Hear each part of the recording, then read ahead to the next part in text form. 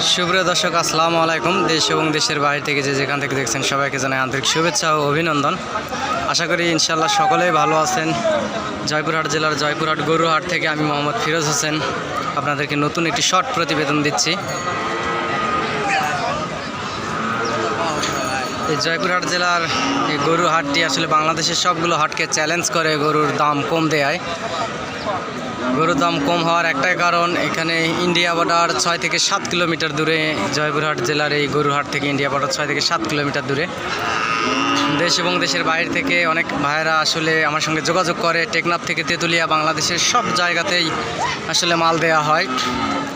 আপনাদেরকে ভিডিও ফোনে লটে মাল দেখানো হয়, খামার উপযোগী বাচ্চা আছে আপনাদেরকে দেখানো হয়।